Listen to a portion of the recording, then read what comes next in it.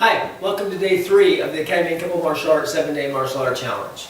So we are on day 3, which means day 1 and day 2, you should have reviewed it a little bit before this lesson, so we don't have to do it. I'm going to walk you through a bit of a review just in case there's a part that you forgot. The point was that we can learn some basics of martial arts and self-defense in a little as 7 days. We can start to train our mind and our body to be more aware and to do what we want it to do. So we've learned a little bit about the stances, so let's walk through what we've learned. We've learned a front stance, okay, the left front stance, of course our right front stance moving back. We also learned a side stance, moving to the left or the right. We learned to practice these. All we have to do is step back, other side, and we form that little X pattern on the ground there. And we've covered all the basic angles that we might run into in a confrontation. We learned how to make a fist. Okay? We crunched those fingers up, pulled that over, made a really solid fist, and we learned that we need our arms relaxed, but our fists tight. When we clench a fist, most people when they get angry or they clench their fist, they clench their whole body, and it causes them to be overcommitted and actually slower and easier to defend against.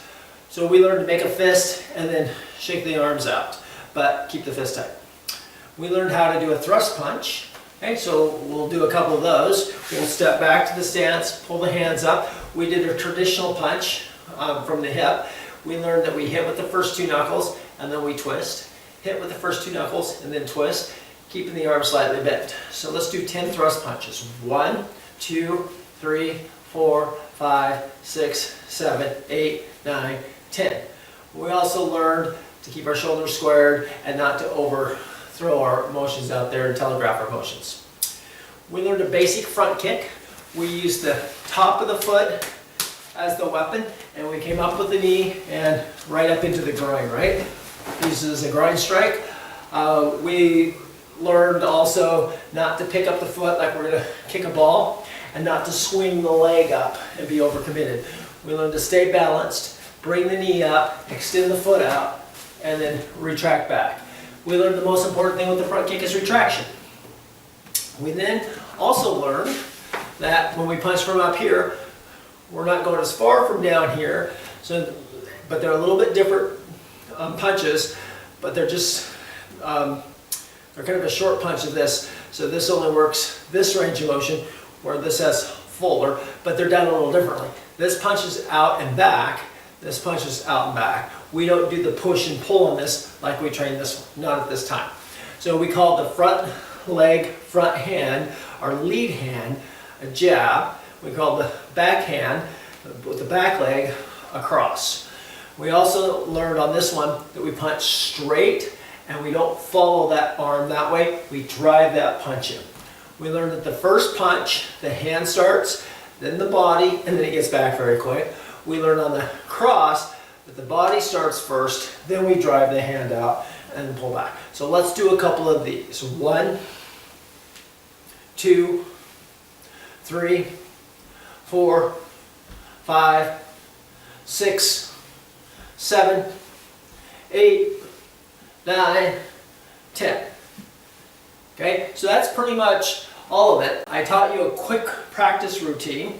I taught you to step back, pull your fists up, throw a front kick in, do a jab and a cross, stand up, go to the other side, throw the front kick in, do a jab, cross, and then up. Okay, and then you practice that. And I told you if you just practice a little bit, you'll actually get results. If I were to see you in person, for all the time I've taught this, even the people who haven't practiced on their 3rd lesson are already looking way better than the first. So you're probably either feeling better, even if you haven't practiced much. If not, I almost guarantee you, you're getting better, you're looking a little bit better. So if we go back to the left bow for a second, we know how to make a fist, we know to get our hands up. What we're going to do now is our first basic block. And the first block that we're going to do is a rising block. And basically, your arm's going to be at about a 45-degree angle. It's going to be a little bit away from your head and above your head. What you're doing is you're going to intercept somebody coming across with one of these hooking John Wayne punches, or even like a slap.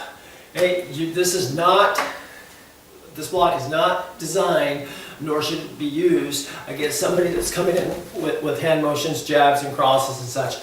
This takes too long, it's more committed. It literally is for somebody just throwing that punch and you just can't get out of the way. You know, stepping back or ducking would be a better option, but this block, next best thing, right? So you can't back up, you can't duck, or it's coming at you, you know, coming across, you need to be strong. So from this position here, what we're going to do is we're going to take the left hand and we're going to drive it out. And you know how we twist on the punch? We're going to get a little bit of that right up at the top of this. Okay? So what we want to do is we want to meet their punch before it hits our face. So we want to intercept their weapon, their hooking punch. So if we get there too soon, if our hand is there first and their hand is still coming, what's going to happen is that since you're already there, it's going to break down, and it also is going to cause them to maybe hook around your arm and pull your guard down.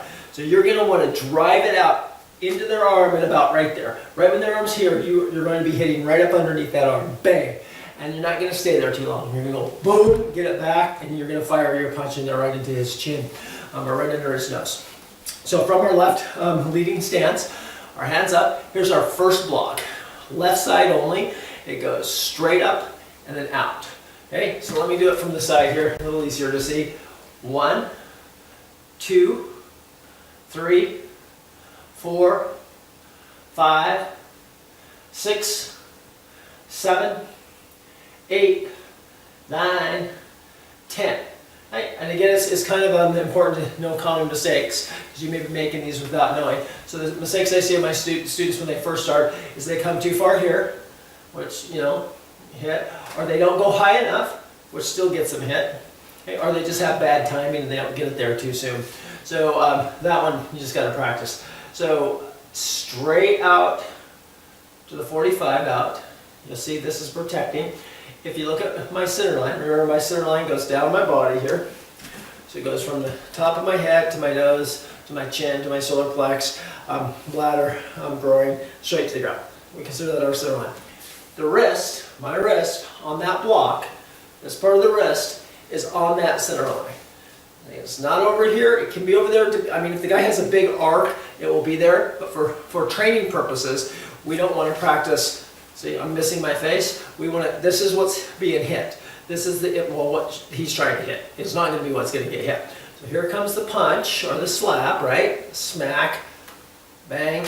You're going to come right up and cover that. Okay, so this covers this side.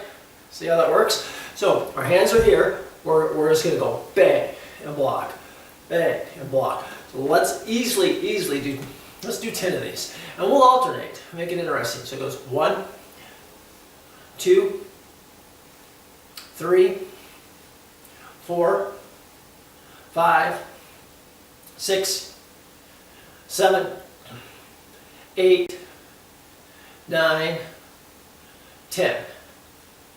Okay, now it's pretty easy so far. So let's add that punch. But let's make this useful. Let's step, block, strike.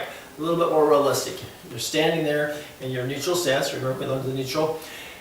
Here comes the punch or the slap. It can even be a shove. Anything a little bit above that's coming at this angle. I'm going to not step, raise my hands, and then block. I'm going to do all that in one motion. And then I'm going to throw that punch immediately. Okay, without any delay. It's going to go block, strike.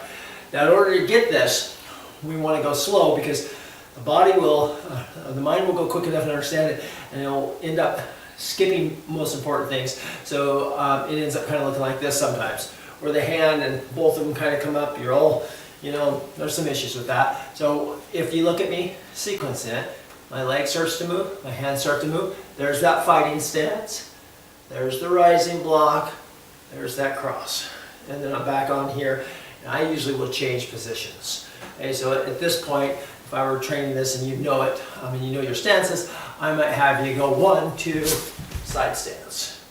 Okay, you don't kind of want to always stay in one stance. No stance remains the same. You're always changing, keeping your opponent thinking also, for situations. But to get this, The easiest way to do it is to sequence the movements like I just did, without adding that extra step, to go slow enough that you know what's coming next, but not so slow that you're doing one piece at a time. So we're going to go 1,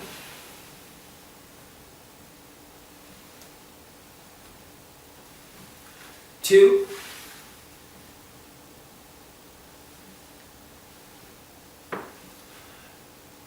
3,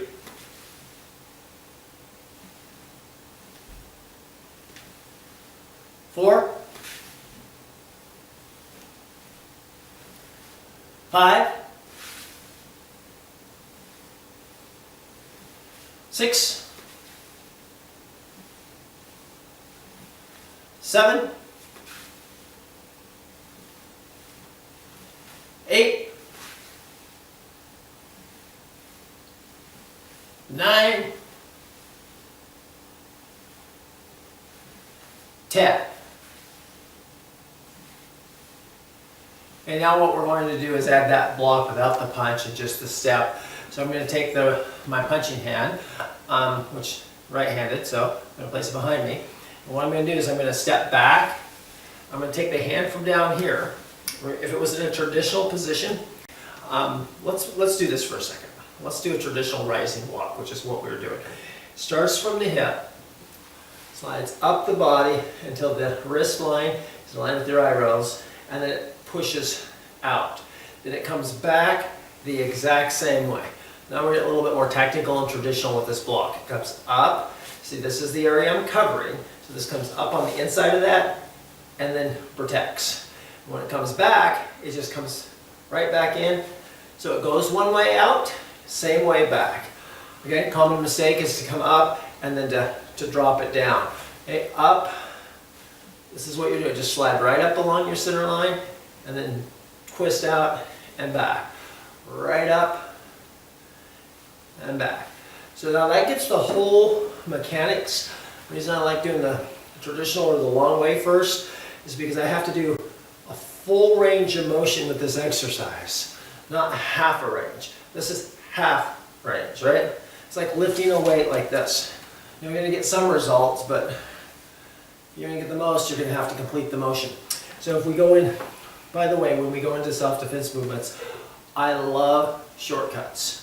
Okay, I'm going to tell you, I train in traditional martial art, Kung Fu style. We're very traditional. We understand tradition. We understand the purposes of the discipline, but we're very practical too. I have lots of forms and lots of things that we do for training. When I use them in self-defense, you are not going to see any of those. I'm not going to fall back and do some sort of breathing exercise in a self-defense situation. And it's just not going to happen. I'm going to move right into it.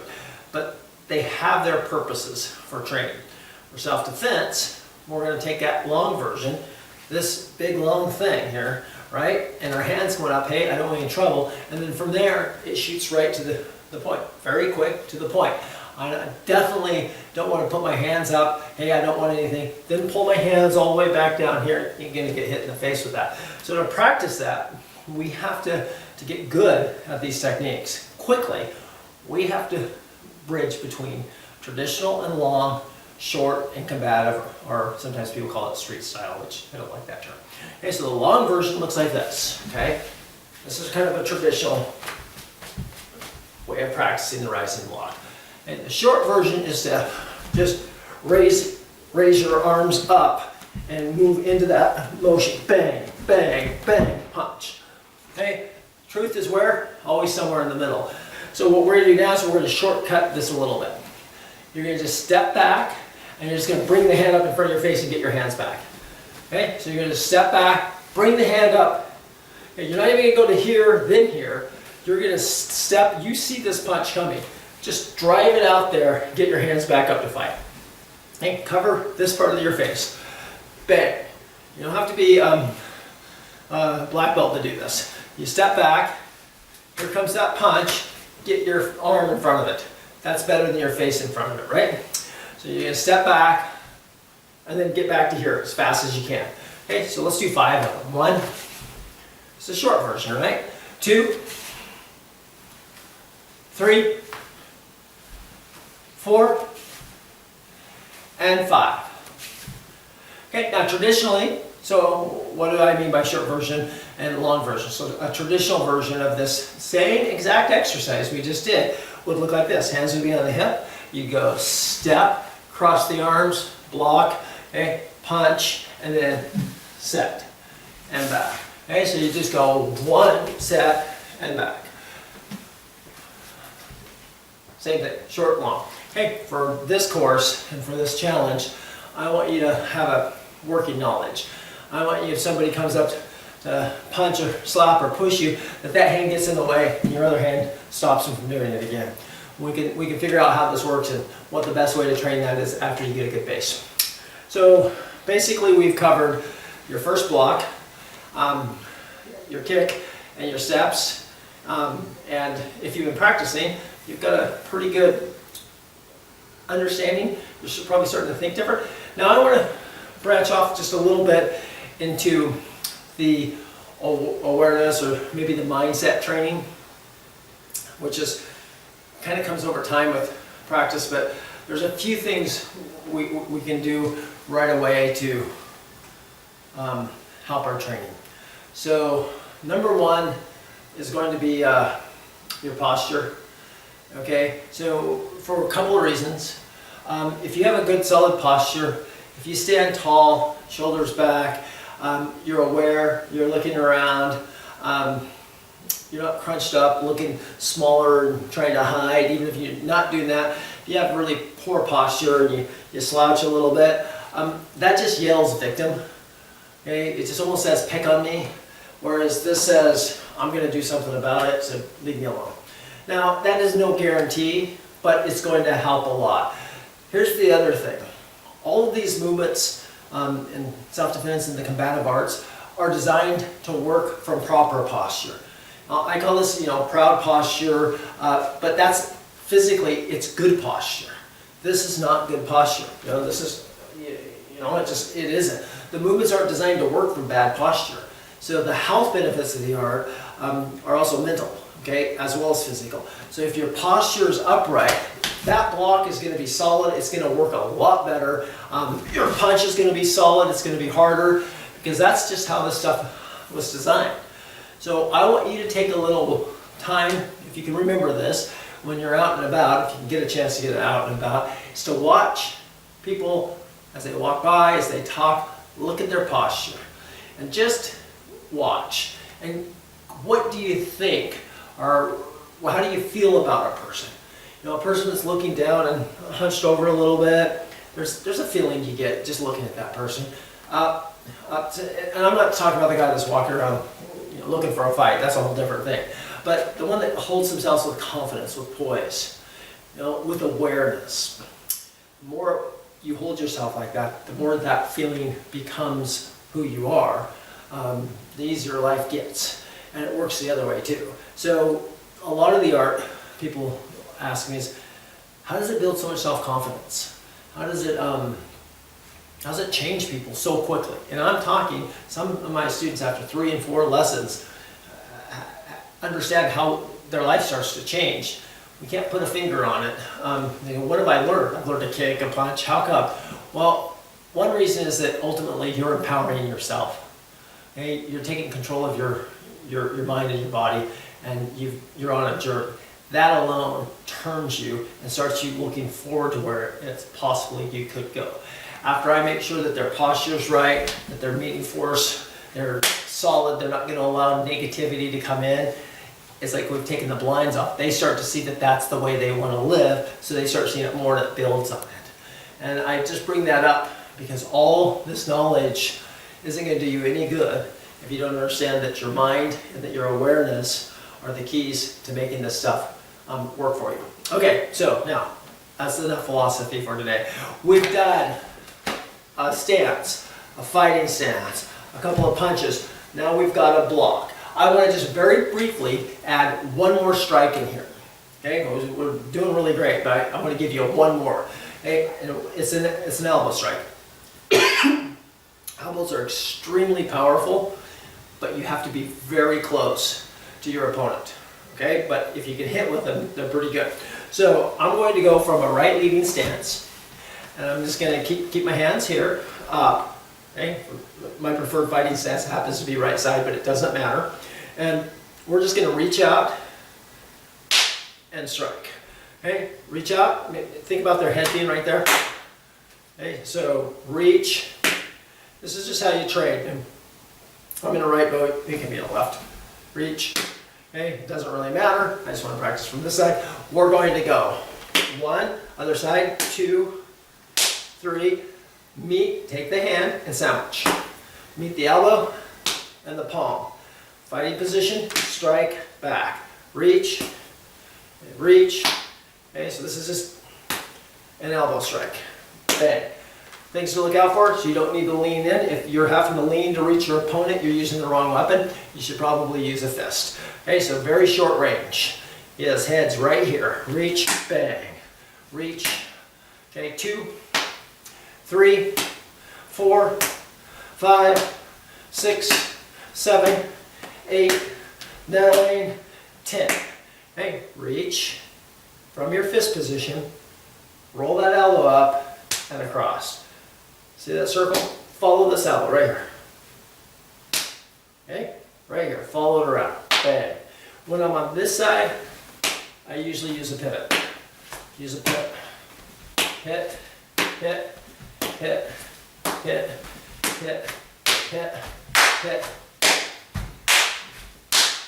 And you can do maybe 50 of those, and you'll never forget them, and they actually get a lot better. It takes usually about 30 before the body loosens up, and all of a sudden you're just moving properly.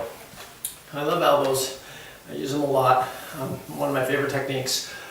They're different angles, but it's just a very hard part of your body. Like I said, the only disadvantage is that you have to be close. But if you're in a confrontation, you're going to get close. Either he's going to get close to you or you're going to get close to him. So if you don't know how to use all your weapons, and you get and somebody's in your face and you don't know how to use your short range weapons, you're at a disadvantage. The next strike we'll do as your elbow is the knee. It's a little bit longer, but it's very powerful. Probably the most powerful weapon you have once you learn to use it. And it just lifts straight up. You can go to the groin, it can go to the body. You can go lift up, or you can point forward as well. What I want you to do from your left stance in your fighting position, I want you just to reach up like you've cupped the head and just pull it into your knee and then go right back down. Okay, lift up and down. You don't even have to do this hard. Elbow's really powerful. Pull head down, knee up. Okay, so that's sandwiching as well. Okay, grab, strike, and back. Grab, and 3, 4, 5. Now watch the other side. 6, pull them in and lift. 7, pull them in and lift. 8, 9, 10. Okay, so now let's recap and close it up for the day. You should be getting pretty good at this. The stuff should be starting to make sense. You should start to feel like, hey, I can do this, and you should be able to do it. So what we've learned to step in a solid stance. We've learned to step sideways in a solid stance. We've learned how to make a fist. We've learned how to punch if we have to. We've learned how to use the elbow as a weapon. We've learned how to use the knee as a weapon. We've learned how to cover our face with these blocks. Okay? And we've learned how to use the shin or the instep in the front kick. And then we learned that our posture and our awareness is the main keys to all of our self-defense. So your homework is to take everything we've just done and start to practice it, come up with your own routines, have some fun, maybe stand in this position, block, punch, kick, sidestep, block, punch, elbow, knee. It might feel a little awkward at first, but once you flow into it, it becomes quite fun. It becomes a very good workout as well. Okay, so that concludes day 3. I told you we started to move a little bit quicker now. Tomorrow on day 4, we're going to change the front kick and use the ball of the foot, and we're going to use a side kick, and we're going to learn one more block and potentially one more strike depending on how fast we can get through it. Hey, thank you, and I will see you guys tomorrow.